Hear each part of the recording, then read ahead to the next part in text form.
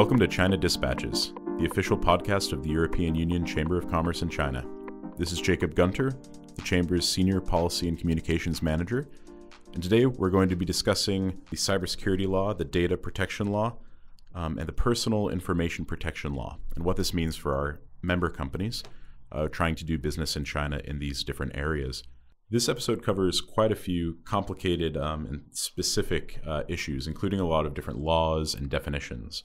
So we've added a list of abbreviations that are commonly used throughout the episode into the episode notes. So please have a look there if you're kind of struggling to keep pace with some of those. We're also doing this ahead of our cybersecurity conference, which is on the 22nd of October. We'll discuss this more at the end of the podcast, but you can also check out our website for more and register to join the event yourself.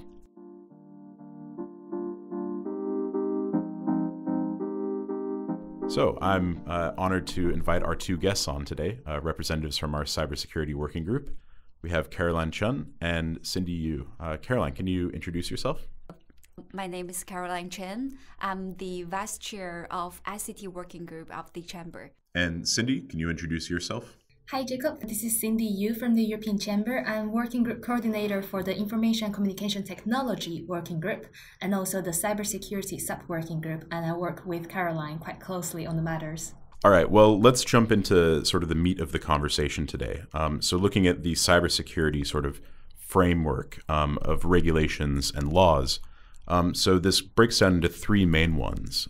Caroline, can you kind of introduce these three main laws and what they cover? Today we are mainly talking about three pieces of laws.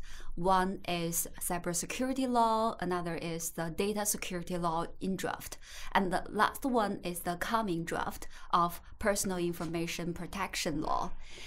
For these three pieces, actually, some of the hot topics are in common, such as the definition of CII, critical information infrastructure, and the definition of important data. All of these are horizontal topics for all the three pieces, as well as we are dealing with other hot topics such as the cross-border data transfer, the protection scheme, and even sometimes the VPN issues. So all those are the topics we are going to talk about later.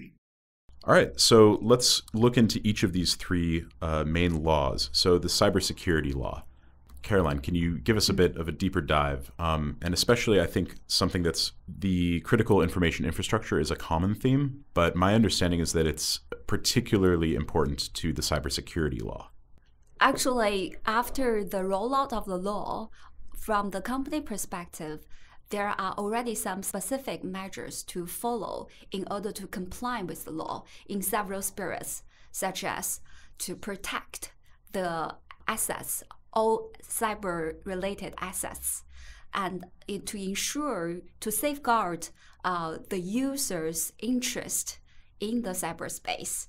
And last but not least, to make sure that the secure supply chain, make sure it's not just the one company perspective, it's the whole supply chain approach to these measures. And for all these measures, there are already a lot of specific standards following the law released to the public. And in a structured way, to put it, actually there is the law, and below that, we see a series of regulations, policy announcements. And below that level, there is the specific standards to follow. And for all of these three folds of approach, and there are already a quite clear picture for company to capture the essence of the law in order to be compliant. So the Cybersecurity Law came out in 2017. Over the last 3 years, the government has actually provided more clarity throughout that period. But would you say that it's sufficient to be able to kind of try your best to do business as normal, or is there still a ways to go? There are still a lot of unclear areas to be addressed in the next month or years. For example, a lot of us have provided comments that there is some unclear definition to be further explained. And there is also not a very clear authority for taking each of the topics. For example, when we talk about the classified cybersecurity protection scheme, we may be approached by multiple government bodies. And it is not just the one government body to oversee all the regulations under the cybersecurity law. It's rather both industry approach and horizontal departments, as well as some other agencies to check the company status regarding the compliance of cybersecurity law. So there are still a lot of unclear areas to follow in the next few weeks, months, or years. So you're essentially having to be pulled between compliance between a couple of ministries, or maybe between the authorities in Zhejiang versus Jiangsu. Mm-hmm. Yeah. Of course. Okay. Yeah. And I think if that's only for the cybersecurity law. And the good thing is that we already see clearly that CAC is the clear leader for the implementation and safeguard of the cybersecurity law. But for the draft of data security law is even unclear of who is in charge. And for the coming personal information protect law is still unclear. So we are talking about multiple parties in the future to be in charge. So what is different about the data protection law? What makes it separate and distinct from the cybersecurity law? Mm-hmm. I think from our company perspective, there is overlapping between cyber and data, and there are definitely a lot of data stored in internet. But there are also data offline, and that's why data security is an independent topic from cybersecurity. As well, this is only from a company perspective. From personal perspective, from consumer perspective, actually, data security law has more thing to do with consumers. Every day, we are using a lot of internet service. We store a lot of our personal data in the cloud, and it has more concern to us as a person rather than as a company. I think from company perspective, data security law can be a little bit troubling to have different folds to understand. And what about the personal information protection law? How is that distinct from the cybersecurity and the data protection laws? Due to the lack of information so far, we don't have a complete understanding of this personal information protection law yet. And our expectation is for companies, especially for foreign company, European company like us, we may have less relevance to personal information protection law than to the other two pieces. Because from European Chamber perspective, most of our company are already compliant with the GDPR. And in my personal understanding, if a company is already fully compliant with GDPR, there's less trouble with the personal information protection law.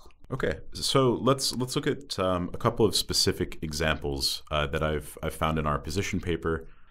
So let's look at CII, the critical information infrastructure, and what that kind of tangibly means for companies, and also cross-border data transfer. What are some of the immediate concerns and impacts on European companies as far as the definition and the regulations go for CII? So far, we don't see a clear definition of CII. And our current understanding is all the vertical government bodies will issue the vertical definition for CII. And probably there will be a list internally, and most likely the list will not be reviewed to the public. So it's very hard to see whether one company is CII or not. So that's the number one challenge. So you mean that there will be sort of a list of approved providers that are kind of pre-approved to do certain things? The tricky part is the provider. I think it's very unlikely for European companies to be categorized as CII, but it's very likely we are the service or IT or whatever service provider for CII. So definitely CII will follow more strict regulation requirements. In that sense, a lot of pressure, compliant pressure, will be shifted to the CII providers, which is us. So one of the major stands we made in our position paper is that European companies consider ourselves the CII service providers. We don't like to be taken heavy pressure in order to be treated as CII. And there should be a distinguished definition between CII and provider. And these two levels should not have the same level of security clearance. All right, let's move on to cross-border data transfer. Again, as was mentioned earlier, if data is the oil of the 21st century, it's all the more important that data transfers can happen in a safe and secure way, but also that information can move more freely, so that you can get kind of a global perspective worth of data rather than just the data in China or just the data in Europe or just the data in Canada. So what are some of the specific issues facing European companies that are trying to do cross-border data transfer? Cindi, do you have any comments on that? Sure. So basically, in the Cybersecurity Law introduced this problem or this concept of important data. And that would be one of the main issues with cross-border data nowadays, is that this concept of important data in China is not defined. They didn't define it either in the data security law, which means that a lot of European companies who need to do transfer of data between their company here in China and with their headquarters, with their mother company in Europe or wherever it is, they need to identify whether that data is that important that the Chinese state might categorize it as important data. Because if so, then they will be breaching the law or they might find themselves under compliance risks. And that's why in our chamber, we always encourage our member companies to participate in the commenting of the law and provides as much feedback to the regulation as possible. And also, another important message is to participate in the standardization making process, because for the standards, it's always a joint effort of the industry. If you participate in the standardization meetings, you will have more say to the detailed measures, and you will have more opportunity to have a better interpretation of the regulation. So let's move on to sort of the difference between the way that cyber and data protections exist in China as compared to the EU. What are some of the differences that you see between GDPR and between this sort of framework, and how do you think those differences impact companies, Caroline? First of all, there are lots of similarities between GDPR and the Cybersecurity Law, because in the draft process, paper drafting process, all the experts are studying each other, and they make use of the same reference for making the regulation. So the essence are similar in this drafting process, is quite clear. And for the procedure of making such documentation is also similar. For example, the experts giving opinion and the drafting of the leading pens drafting the paper and seeking more comments from the industry and editing, changing, and in a general way, the procedures are very similar to each other. And also for the essence of protecting users' interest, consumer interest, civil rights, this essence is also similar. But in my opinion, I think the conceptualization and definition of some keywords are different. there are still a lot of unclear defined areas in the Chinese law, and the authority tends to leave a lot of space for them to interpret the text later. That is a very traditional Chinese way of doing this. So in that way, the GDPR is completely different. Maybe I used the wrong word, complete, but very different. Because GDPR is quite clear. There are a lot of specific and vivid definition and description for company to follow such instruction. If I may add to Caroline as well, I would like to point out a little bit how the EU works in cybersecurity protection. So I would say that it's quite different, the two approaches, in the sense that the EU gives more of a general guideline towards European member states into how to protect their own national cybersecurity, but rather China creates new concepts and new regulatory systems, new review systems, classification systems, in order to ensure that their cybersecurity, the networks are completely protected from foreign attacks, from internal attacks, or from leaks, or from breaches and such. I think GDPR is more for consumers and more for companies to follow to protect consumers' rights. And for cybersecurity law, the impact is more on the enterprise side rather than consumer side. Even though consumers can make use of the cybersecurity law, but the pressure of following the law is more on the enterprise side. And most likely, it will be a top-down approach that the related government bodies will check the status of the company and make some penalty, and rather than the bottom-up approach of consumer find out some loophole and then sue the company and then penalty received. Okay, so what are some of the different punishments that exist for companies that fall out of compliance under these three different laws? Mm-hmm. Actually, I think the punishment part is relatively clear, written in the laws. First, there is the punishment of penalty for the fine. And then second level probably will be company license checking in suspension or this sort of in danger. And last but not least, there is risk for the company name, reputation, and credit for doing future business. I think that something to add as well is that the punishments are very clearly written, but then clear definitions under the current stage bring already some impacts into the companies where there are some transactions, procurements, and purchases not being made because they're fearing that they might face the punishment. So there are business opportunities being lost there because there are some unclear rules maybe in the definitions of different concepts under the cybersecurity law.